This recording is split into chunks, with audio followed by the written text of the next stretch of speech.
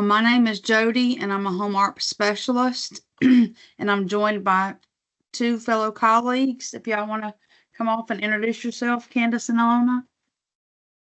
Good morning, I'm Candace Spicer, and I'm a HOME-ARP specialist. Hey there, y'all. My name is Alona Nagy, and I am the HOME-ARP manager.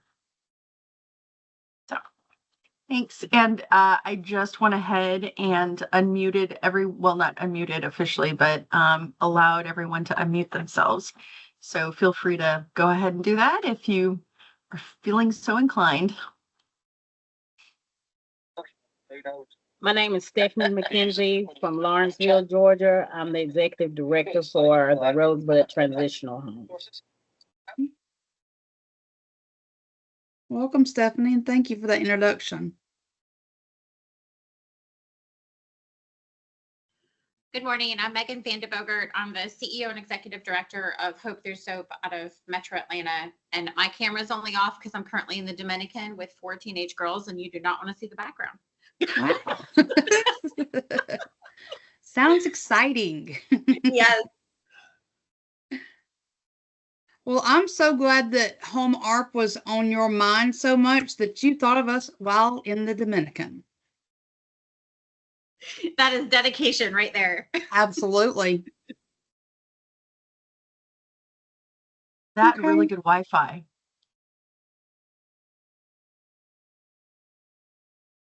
And for those that just logged on, if it's your pleasure, if you want to put in the chat box where you're from, or you can come off mute and just let us know. We're really using this time for any questions that y'all may have regarding the application. Yeah, this is Debbie Anglin with Hearts to Nourish Hope in Clayton County. Good deal. Thank you for being here, Debbie. Thanks for hosting these. These are great. Good morning. This is Corey Honore with Duke Hill Properties. Nice. Good to see you here this morning, Corey. Good morning. Thanks.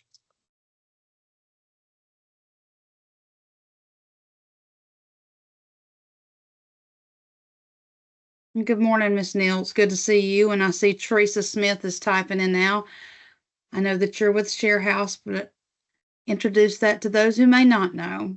Good to see you here this morning, Teresa.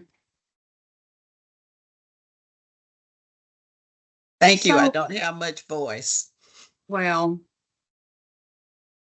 maybe just literally, but not figuratively.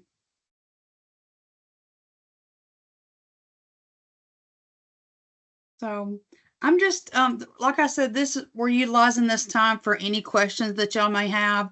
Feel free to use the chat box or come off mute if you have any questions. I'm just going to go over a brief presentation that we have done before, but I just want to just want to give some space for any questions that y'all may have. And this, of course, is regarding the notice of funding opportunity for the non-congregate shelter. This session, go ahead, Alona. If you go ahead and do slideshow at the top. Yes. That'd be great. Nope, wrong. That's fine too. Present teams is perfect. Okay, I'm looking for slideshow. Oh, right here. Presenting Gotcha. teams should be fine too. Okay. Either way. Can y'all see it better? Can you see it now? We still see your, you're going to have to stop sharing and find the screen where it's at. Gotcha.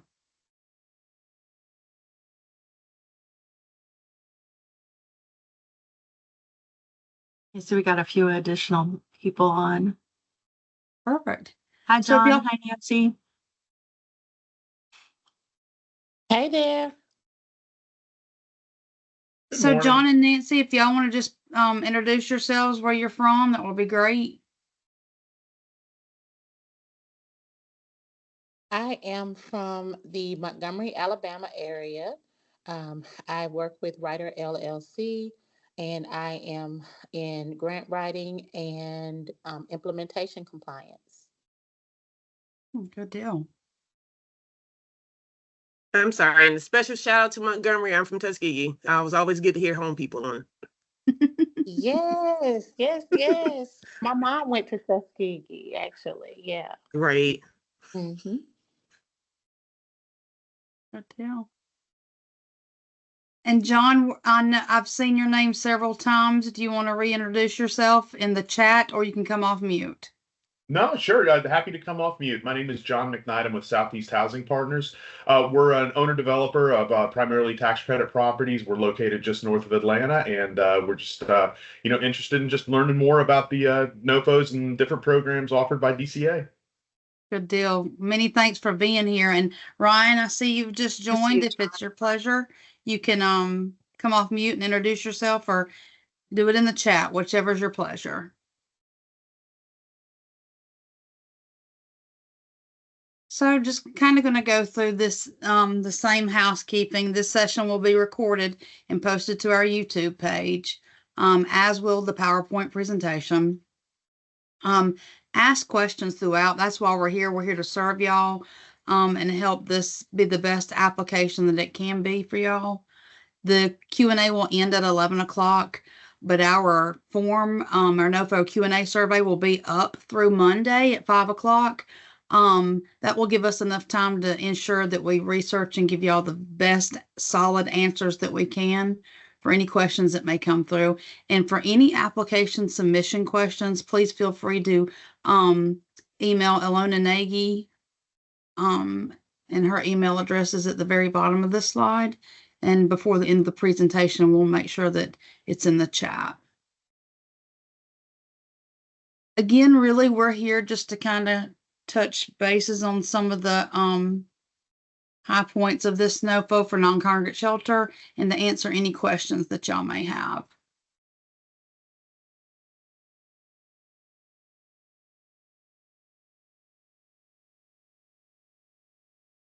So again, this projects awarded under this NOFO will be eligible to receive a funding award in the amount of a cost reimbursable grant for the new construction of non-congregate shelter acquisition or rehab of structures such as motels, nursing homes to be converted into non-congregate shelter. And a cost reimbursement grant requires project owners to pay for costs associated with the project up front and allows DCA to reimburse these expenses based on any invoices, receipts, and draw request forms submitted.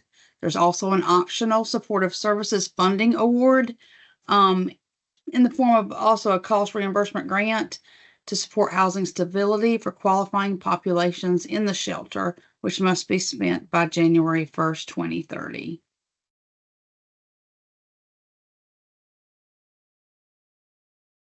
The construction grant terms and requirements, there's a minimum of $250,000 and a maximum of $5 million that must be spent by January 1st, 2030. This program sunsets later on in the year, but that'll give us enough time to close out any loose ends before it sunsets. Eligible applicants are nonprofits with a 501c3 or 501c4 with tax exempt status serving citizens or a city or county government in Georgia. The eligible activities are the new construction, acquisition, or rehabilitation of non-congregate shelter. And for the purposes of new construction of non-congregate shelter only, the acquisition of vacant land or the demolition of existing structures.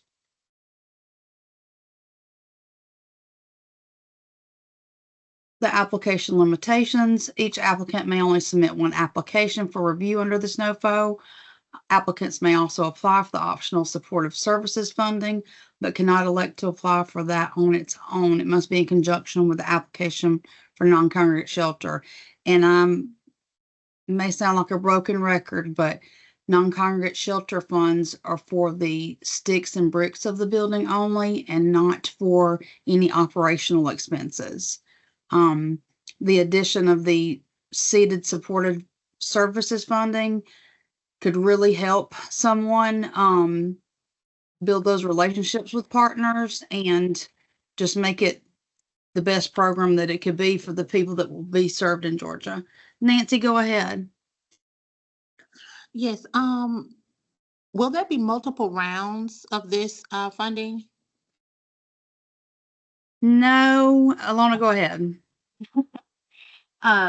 No, there won't be. Our goal is to really get as much under contract by the end of the HUD fiscal year, which is September 30th.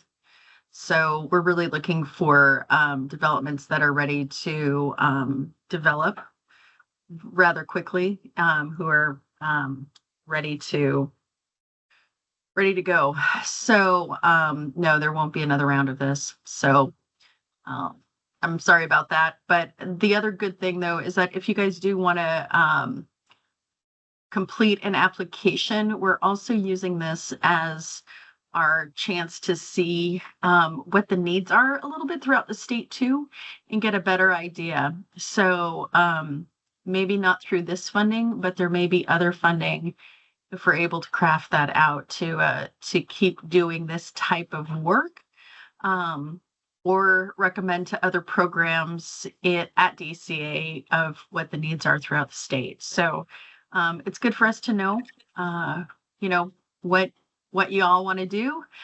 So then that way we can keep moving forward and keep doing better stuff, and also do some capacity building for the state as well. So yeah, so does that answer your question, Nancy? I'm sorry. It's just, this is going to be the only option now. I understand. No problem. It does. Thank you so much. Yeah. Go ahead, sister. Praise the Lord, everybody. I heard you say you're looking for projects that are ready to go. I'm Sister Deborah Williams. I represent Redeem CDC.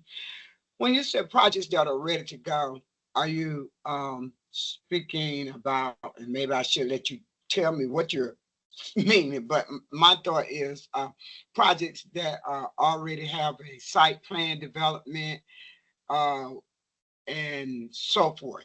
Can you speak to that, please? Absolutely. So it's also known as shovel ready. And what we're planning to do is have everything get started on the environmental review of your site within a month after selects, after every application is selected. So ready to do the environmental review. So you need to have a site prepped. And then as soon as we get our written agreement signed, which hopefully would be, it could be by August, maybe early September, then you would have 12 months to get started and break ground. So it would be within a year you'd have to get moving, but you would need to have a site selected already. Is there any help with that available? Any help with selecting a site? Oh, no, we have the land, the site development plan. I guess you can go ahead and charge it to the grant if you are selected, but our hope is that a lot of that work would already be done with your application, or a good idea of what you want to do, because the time is rather short. So that would be the concern that we would have as far as, we can't wait longer than 12 months after something is signed, and we want to sign everything by, as soon as possible. So August, September. So it would have to get started and moving forward by August, September 2026. Thank you. Yeah. Are there any other questions? I just have one. So we don't have to actually own the property or land yet. We could have identified it, made an offer on it, and then submit this, because we would be using some of this funding to do that. So you're fine with that as long as we have everything identified. Yeah, it needs to be identified because we need to be able to do the environmental. And so you would need to make sure that the seller is okay with that. And then the environmental would get done, and then you could break ground. So no ground could move until after an environmental is done. Perfect. Thank you. Yep, you're welcome. Yeah. Okay. One last question. Yeah, absolutely. Does all these properties have to be in Atlanta, Fulton County? Actually, we are going to, because this is balance of state funding, Atlanta already received HOME-ARP funding. So did Fulton County and so did DeKalb. We have participating jurisdictions that HUD gave to those jurisdictions directly. And so because of that, we are trying to focus on the participating jurisdictions and do as much as we can in the PJs outside of the PJs is what we know it as. Um, and then go ahead and work on putting it into other parts of the state. As far as Atlanta, DeKalb, Columbus, Macon, I think is in that group. And You then got Savannah. Macon in this there? area. Did you say, excuse me, did you say Macon? Yeah, so I do believe Macon received their own funding as well. Okay, I have property in Macon as well, Twiggs County. Twiggs County? Well, it's Macon. It's not in Bibbs exactly. It's on the backside. It's in Twiggs. Okay, so if it's in a different county, then that would be considered the balance of state. So if it's outside of Macon in a different county, that would be a part of the jurisdiction that we're primarily wanting to focus on with HOME-ARP funding. But we definitely are going to look at looking at the participating jurisdictions that already received HOME-ARP funding, but our first look is going to be at those that are outside of those areas. Thank you. You're welcome. Yeah, absolutely. Go ahead, Corey. It's good to see you again. Thank you. Thank you. I've just got a quick question. So if a nonprofit has received home art dollars in another jurisdiction, but is doing a project, outside of those jurisdictions that have already been awarded, can they be eligible for another award? So separate project, but same nonprofit. Yeah, absolutely. So honestly, what we're trying to do is being able to meet the needs of other parts of the state. Just because, yeah, so absolutely. It doesn't have to, what we're even recommending, like for our supportive services funding, is that, if there is, we're going to look at the applications for the balance of state first, and then look at the PJs on, after the 25th of April. So doing that rolling review with the supportive services. So, thanks for posting that, Jody. I was going to look for it. So yeah, Macon Bib. That's what I thought. Because sometimes Macon's included, sometimes it's not. Sorry, I went on a buddy trail. So, so going back to your question, Corey, absolutely. If you guys want to, you guys can submit as many. Pretty sure you can submit as many applications. We didn't say just one. Oh, may submit only one application. So never mind. That wasn't the case with supportive services and started to get confused. We are going to be doing the first reviews of those that are outside of the participating jurisdictions that are noted right here. But it doesn't mean that that those jurisdictions aren't going to get a build. It really also depends on how solid your applications are, because we do need to, like I said, put this under contract as quickly as possible because we want to secure those funds with HUD before the end of this fiscal year, which is usually September 30th. So we're wanting to get that all locked down. So it's more about the timing and the readiness ultimately.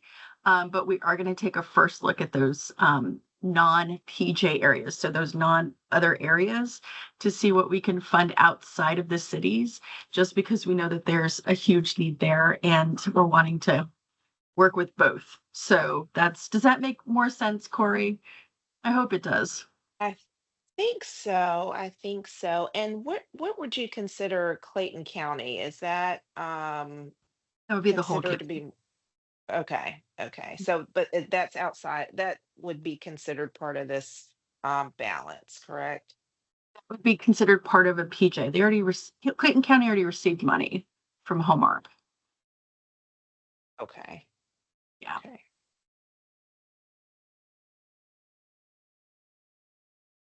Macon Bib will hold its funding workshop for HOME-ARP. Yay, that's great. Thanks for letting us know. That's perfect. So I think it's Charlotte. Charlotte, do you want to go off mute? Talk to us about that? I think it was Charlotte. It is. You hear me? Can you hear me? Can you hear me now? We can hear you now. Okay, That's how? great. Yeah, I just, it's that strange. We were talking, you all talking about Macon. And so, because we've got the advertisement out there. So Yeah. for our funding workshop, of course, we make it mandatory so that people hear all the details before they start applying. So Yeah. you have to RSVP, even though RSVPing is not required, but attendance is mandatory for you to get the application to submit back to us. So I put our number in the chat, 751-7190. And also, it's going to be advertised in the Telegraph. It's already advertised in Making Black Pages, and it should be on the county website if it's not already there. But they can just call that number and RSVP with no problem. That's perfect. Okay. So Thank yeah. you. Yeah, absolutely. So glad you put that in the chat. Thank you so much. Thank And we're you. so glad that you guys are getting to work, doing this stuff too. So that's fabulous. Yes. Thank you. Yeah, no, absolutely. So, and is it just actually, Charlotte, one more question. So is this mainly going to be what's the activities you're going to do? Are you going to do rental housing, non-congregate shelters, supportive services, or all of them? What does that look like? Everything except for tenant-based rental assistance. Okay, so you are doing supportive services. Yes. So, okay, then you are doing non-congregate shelter, and then you Yes. are doing rental housing. Can you let us know how much you guys are planning to spend for any of those activities? I can't tell you right now. Okay, that's fine. I would have to talk back to the director. She has more of the numbers, so I have to get that from her. Absolutely. But I'm Absolutely. glad to communicate that back to you. That's no problem. Okay, that's great. No, and I was just wanting to use this as a platform to let everyone know. So, yeah, so that's perfect. Excellent. Yes. Thanks, Charlotte. All right. Thank you. Yeah, absolutely. So guys, definitely reach out if you, like you were saying earlier, Sister Deborah, I think that's how I pronounce your name. You said you had land in Macon Bibb, so definitely reach out to them. There's their phone number in the chat, and make sure that you attend that if you're able to. That'd be great. Do you have any other questions, Sister? Yes, I do. Thank you. Okay. Is a quadplex considered one unit, or could it be 3 + 1? Could you repeat that? Is a what? Quadplex. Oh, a quadplex. Quad would be a 4. I guess it would be quad is 4. So I'm doing the verbal math in my head. So, are you wanting to rehab a quadplex or build from the ground up? I want to build from ground up. Okay. So that would be considered, I guess, it would be considered 4 units. It wouldn't be considered 1. But 3 + again, 1. you would. Yeah, because your minimum is 3. Right. So that would be 3 + 1. Only if it could be a quadplex. And that's my question. I would love to do a quadplex. Yeah, there would need to be quadplexes are great. I don't see why not, because it's above the 3-unit minimum. So yeah, that's a possibility. I just remember this is a reimbursable grant. So and this is for everyone. Are you going to talk about that, Jody? I'm assuming you're going to. Okay. Absolutely, yeah. I touched on it a little bit, but yeah, like Alona was saying, it's a reimbursable grant, so you have to have the money up front to pay for something, and then you would submit invoices and receipts in our draw request form to get your reimbursement. So that's okay. So what's the maximum for 3 units, and what's the minimum? I'm sorry. The minimum for the grant is $250,000. That's just the minimum request, and the maximum, I believe, is $5 million. 5 million. So, yeah, $5 million. Thank you. Yes, ma'am. My pleasure. Sister, if that was all for you, we'll go on to Kenneth. Hey, Yes, thank you. Hey, good morning. Good morning. Question for you. I'm sorry I was late to the webinar. So I'm a developer based out of South Georgia, and I have a development. I was working with a local housing authority, and they are running into issues now with everything that's going on with HUD and DC, and so it kind of changed the dynamics of the project. So is this program is this program going to still be available for developers who are still wanting to still push the mission through for affordable rentals? Would we qualify to be able to apply for these programs as well? Because we're it's shovel ready to go. We had to change now plans for the use of the project from the housing authority to now us basically being landlords for the project.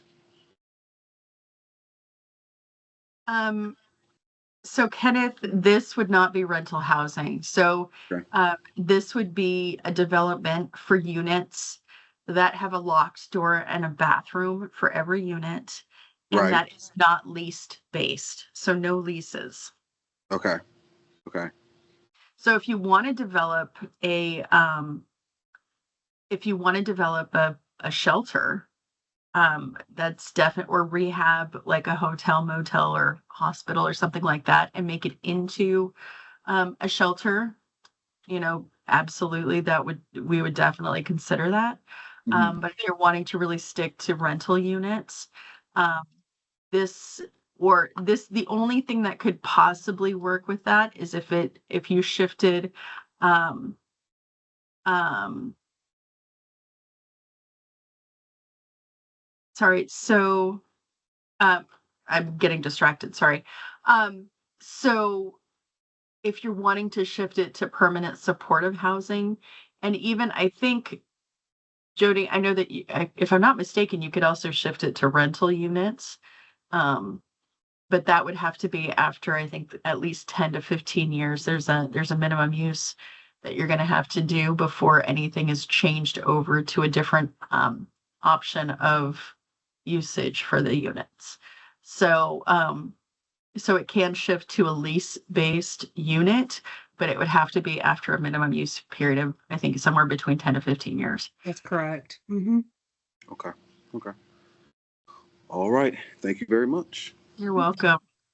And Megan, Hogg County did not receive HOME-ARP funds, so they're considered a part of the balance of state. So they would be under first review. Thank you. I have a second question. If we've identified 2 potential properties, can we add them into one application, or is it one site per application?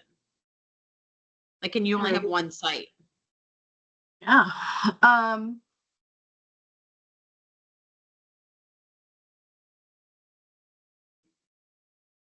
Did we, Jody, because you're way more familiar with the application. I know I helped you read through it, but you're way more. Did we say that we could do multiple site locations, or did we just say it needs to be a single site? Let me get you a solid answer on that, Megan. Because now I'm second guessing myself. So I will get you a solid answer. And yeah.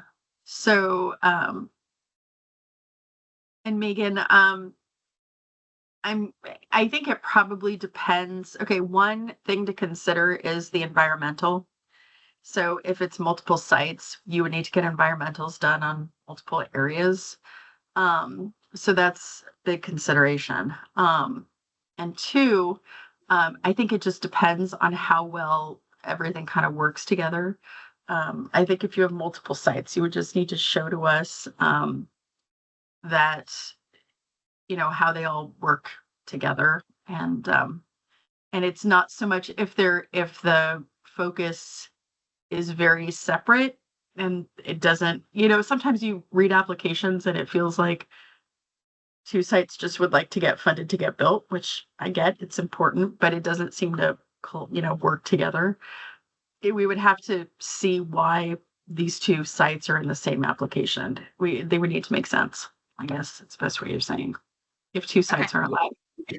I think we would be able to show that. It's just, we have two different counties that we've identified, two separate properties, but they Okay, actually that's great. all tie into the same project. So Yeah, if, yeah. if I'll wait to see what the answer is for that, because I was just thinking one of them is a lot less expensive than the other. So if there was a way to fund both in one application, we might try to do Yeah.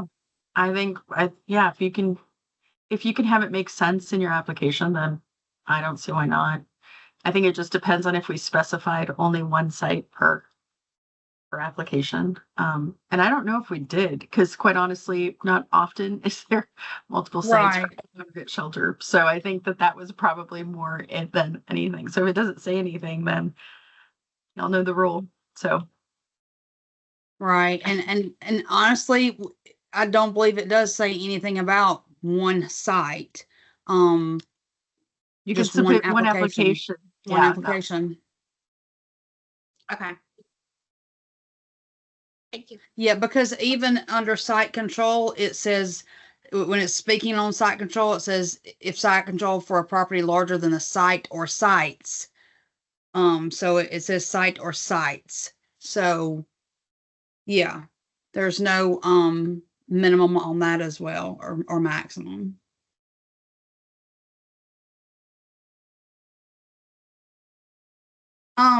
In the chat, Deborah is asking, she would like clarification that you cannot apply for supportive services on its own without a non-congregate shelter application. And yeah. yeah, Sorry. mhm. No, go ahead, Alana, please. Yeah, no, totally. You can totally. Sorry, I just got excited. We have our supportive services application open as well. If you go to our HOME-ARP website, you can access both of those NOFOs. And we are doing rolling reviews of all the areas that are not a part of the PJs listed there. So we're starting with the balance of state again, just to ensure that we're reaching out, to as many areas of Georgia as we can. So we're doing rolling reviews starting now. So if you guys press the send button and apply, we will start reviewing your applications if you're outside of those PJs. So if you look further up in the chat, Jody went ahead and put them there. Because she's super good at finding those things. I don't know how you do that so fast. Like, it's just impressive. I'm like, and Candace does it too. I'm like, oh my gosh, it's fabulous. Anyway, and so if you're in any of those areas, we're going to save the reviews of those areas till the end of the month when everything's due on the 25th and start reviewing those on the 28th. But if you're in another area outside of all of those participating jurisdictions, we will go ahead and start those reviews now and try and award you as quickly as possible. So we've had some people start applications on the website, but we've not had anyone complete. So now's the time, guys. And we're going to have a talk on Thursday too that you guys can ask questions at. So you can absolutely get supportive services outside of non-congregate shelters, Deborah. So just know that. Okay.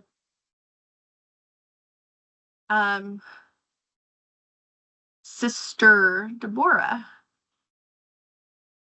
I don't know if I'm pronouncing your name right. Hi.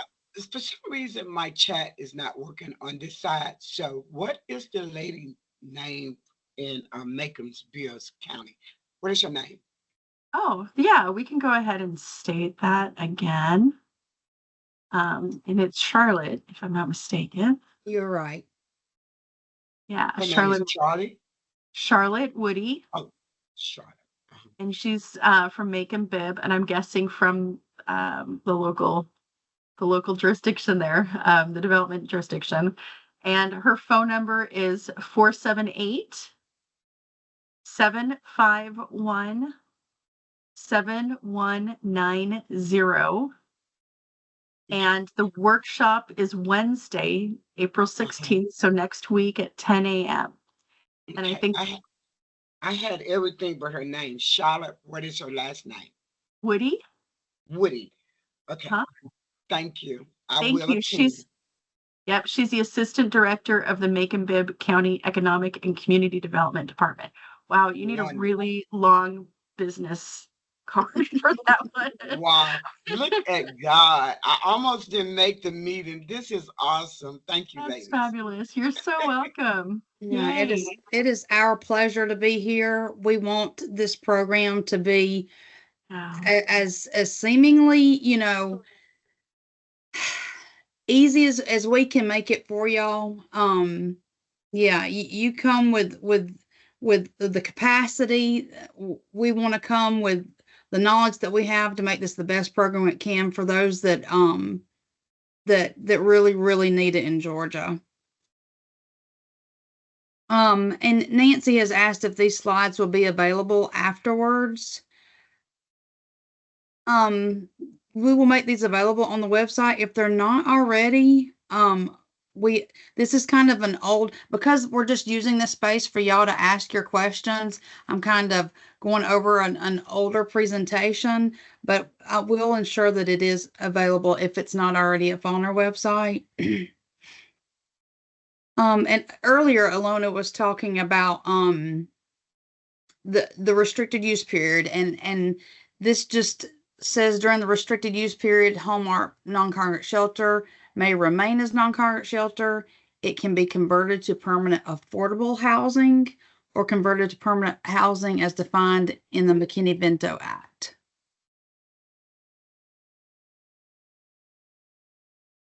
Conversion of non-congregate shelter to permanent supportive housing can be done as long as it's mentioned in the written agreement. That's a decision that has to be made before we sign the written agreement.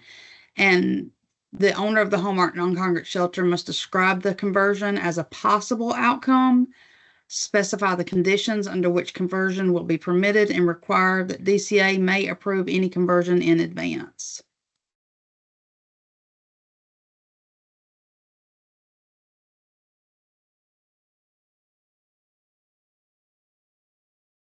Oh, we have another question. Corey is asking if the project is in Clayton County, we can apply. However, the locations outside the list of PJs will be considered first. Is that correct? Or do Clayton County projects have a separate process? There is no separate process, but the focus will be on those with the balance of state, so that you can absolutely apply. Yeah, and I'm reiterating what Alona has said. Absolutely. Thank you. And I'm sorry, I've got one additional question that I did No, not put in the chat. go ahead. Is there any issue with two types of housing coexisting in the same building? So if you have more of the temporary housing in one section of the building and then another section of the building having PSH. No. Mixed use would be totally possible. I think it kind of fits a little bit more along with PSH than it would with other types of housing. The one thing I Right. would probably say, Corey, is HUD's been really specific, at least until recently, around just the fair housing aspects and community-based housing. So, so as far as wanting to build transitional housing, like we had a question come up with rental housing, as far as, having a transitional based site that was separate, so non-lease based units that was alongside lease based units, but was in like a separate building. Mhm. And which I think the idea of adding transitional housing is great, but we don't want to, but I think just unknowingly not thinking through it, it's like we don't want to, want to make sure that we're not separating people, to make it very obvious that, individuals are living in a shelter versus PSH versus. So I think that it would probably depend on like your development makeup. I think that there's ways to make that work, especially with regards to PSH and non-congregate shelter, because they're a little bit more, I guess, similar as far as like populations, as far as evolution of being in a shelter into something a little bit more permanent, especially for people who are getting out of chronic homelessness and things. So Mhm. I think that there's some options. It would just depend on the makeup of the program and what that looks like. Because do you know what I mean? Like, there's ways to, I would just be concerned again around fair housing and making sure that all populations are able to receive assistance, because they've been really specific also about making sure that protected classes are served. So it's just, I would probably think through, I would recommend you putting together your plan and then really kind of problem solving and thinking through it, making sure that you have a devil's advocate in there to, kind of help you see outside of the whole thing to make sure that it is fair housing. It's as community based as possible, just to make sure that, everyone feels a part of the community. And then that all the protected classes are taken care of. So you got to think of the process. Do you know what I mean? Yes, I think so. Okay. Thank you. Yeah, you're welcome. But I like the idea of mixed use. I just have to say that there's a lot of great, if you look around the country, there are a lot of great developments. There's one actually in Florida that's really strong, that has a lot of mixed use, different populations and income levels, and just all, it's just really great. So we highly encourage that. It's a great thought. And we had some in the chat, sorry. Can both the non-congregate shelter and supportive services grants be for specific populations? Example, youth 18 to 24 specific. Okay. That's a great question, but it can be a little bit deep. If you apply for supportive services, a part of non-congregate shelter, okay, those supportive services can apply to the people living in the shelter, okay? So therefore, if you specify youth ages 18 to 24, you can use those supportive services grants specifically to them. If you are limiting, well, okay, that's the first thing. If you're just having supportive services separately that you're applying for, no. Have to be community-based. You have to offer it to everyone, okay? This is the first part. Second part is, if you're wanting to build something for youth 18 to 24, you would need to make sure that you are taking care of all the classes. So again, the protected classes. So can families live there? Can you make sure that there's not a specific, so that there's all genders that can live there?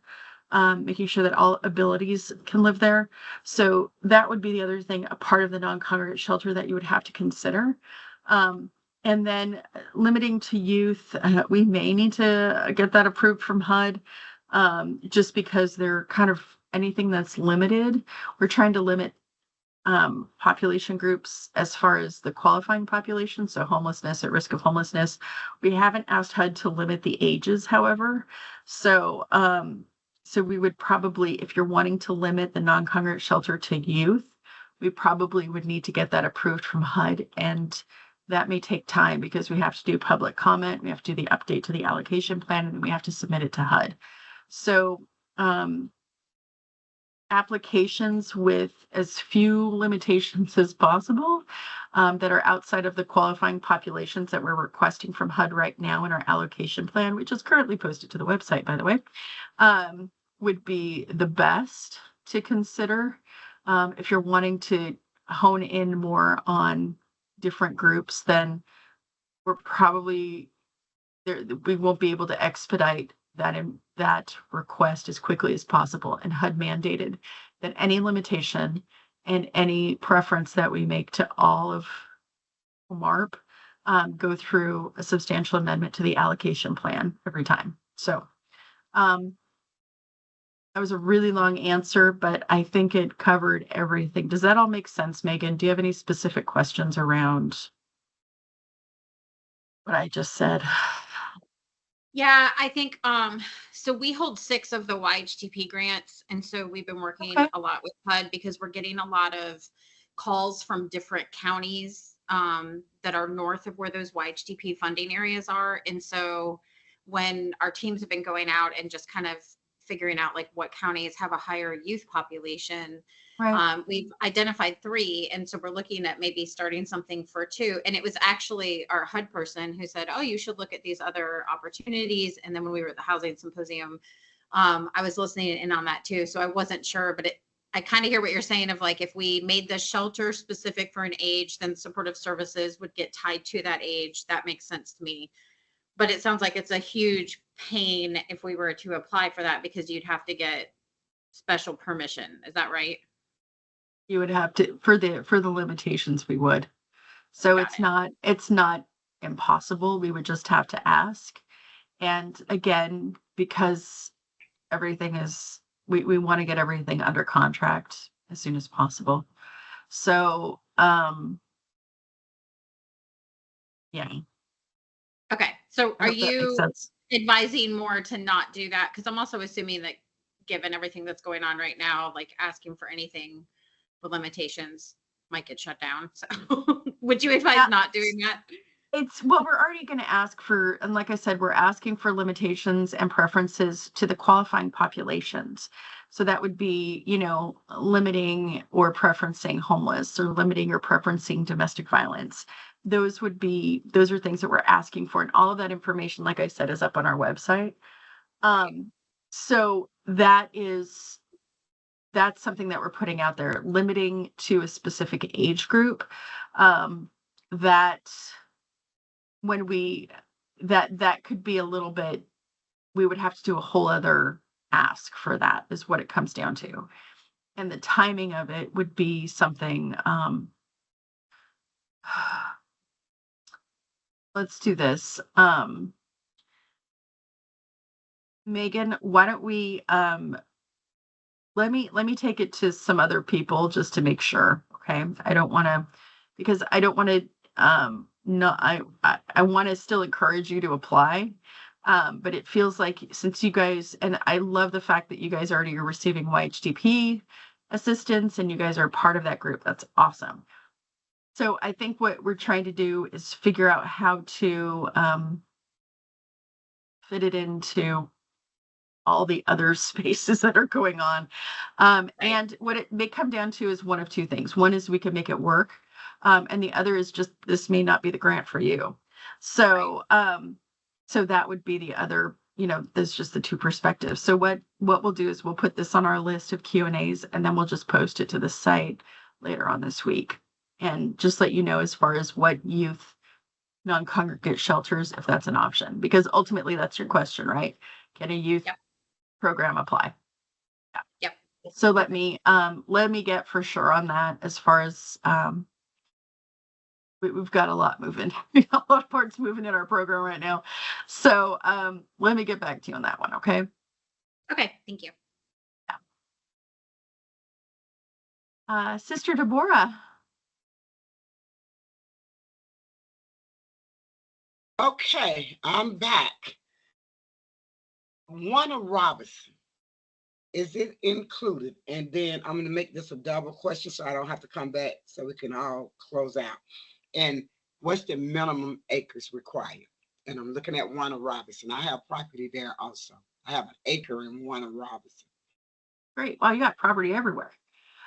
Yeah, I started this journey when I was 28. I'm one of the city of Atlanta's first reentry housing programs.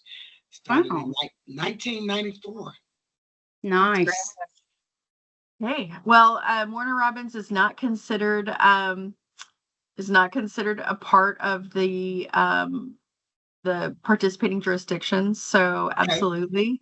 No problem. And that was, and there are no, I mean, you just need to be able to adequately fit everything that you're requesting on the site. So that would be the other thing too, is just making sure that you can get everything that you're needed on, on the area that you're requesting. So there's no minimum or maximum for the sizes for that. Okay. Thanks again. God bless you all. Yeah, you too. Patty is asking, when will the recording of this webinar be posted? And the aim is within 24 hours.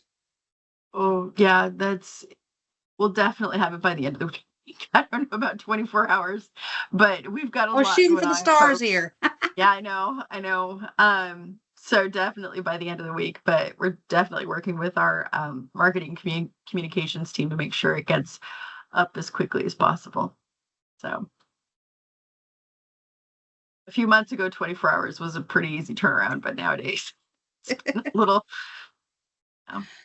While we're on here, we've received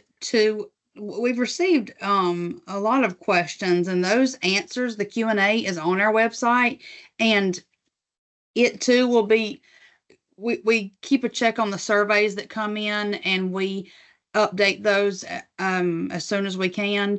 So and that was just updated, I believe, yesterday, Friday or yesterday. It might have been yesterday.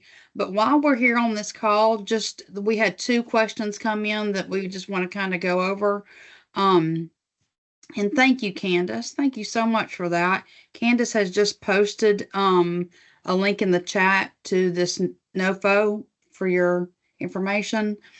But 2 of the questions that came in, one was regarding an eligible cost for nonprofits hiring consultants. What is the consultant fee limit? And we really did our due diligence to get a solid answer for y'all. And that answer is here on the screen. It's a pretty hefty one, but it is an eligible soft cost. But then there's more to that. Have to ensure the physician meets the requirements that are found in the HOME-ARP notice, which is also on our website. Follow the procurement standards, and do your due diligence and research the customary and reasonable charges of hiring a consultant. And in addition to that, you need to make sure that there's proof of no conflict of interest between you, the developer, and that consultant.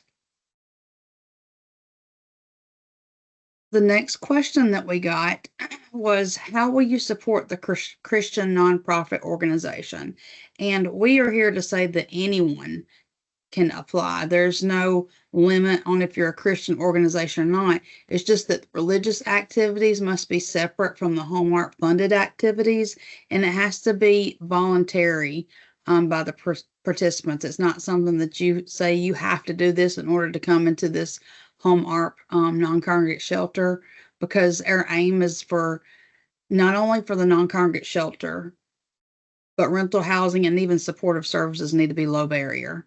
And of course, DCA will make decisions on awards based on the applications that we receive.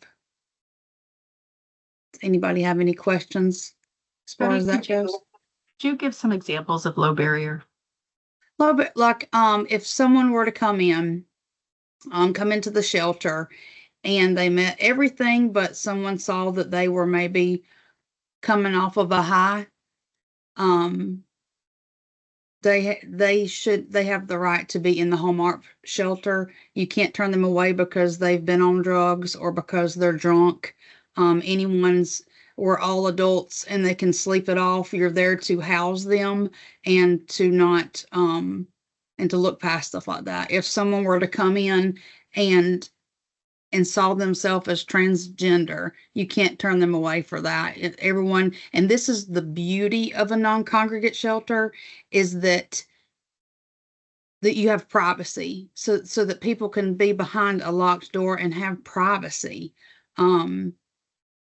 I will never forget, and I don't know if she's still on the call. I won't call out her name, but she was talking about a domestic violence shelter and how anyone who is running from domestic violence may need that shelter, that sacred space to just lay their head down and cry if they need to.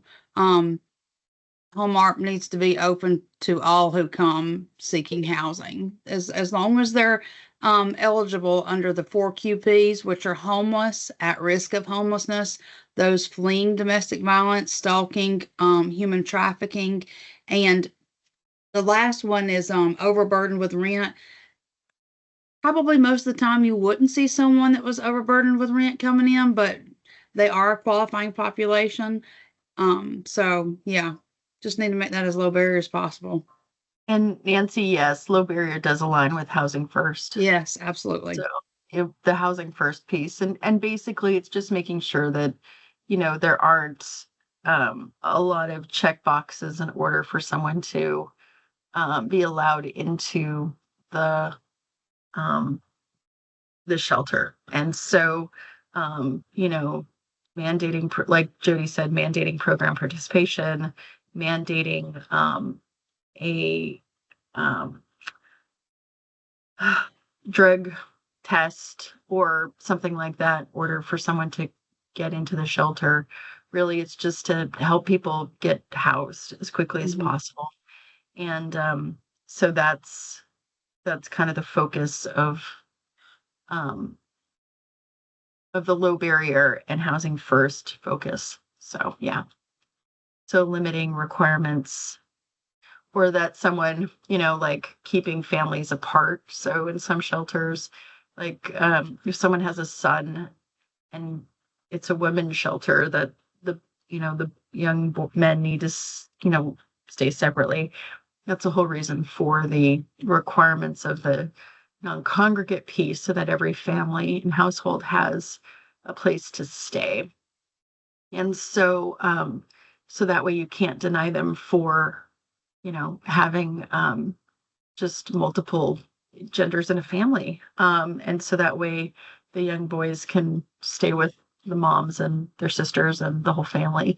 And vice versa, having single fathers who also need shelter. So there's just making sure that there aren't those requirements that can impede people from getting housing.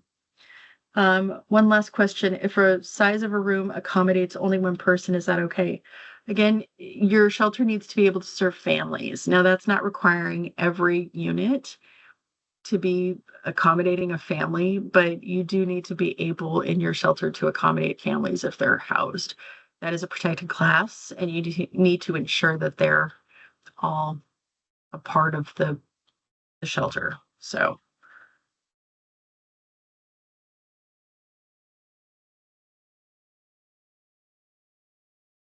Yeah. We've got 2 more minutes. If anybody wants to ask any other questions, please feel free. This will be the last Q&A for the non-congregate shelter NOFO.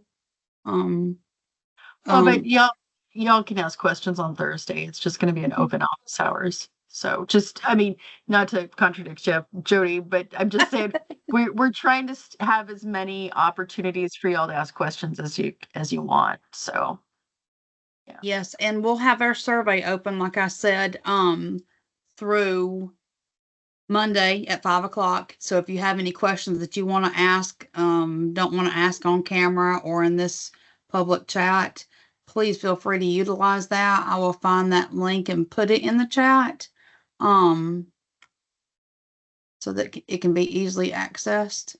All this stuff, like Candace shared on our website up above here. Yeah.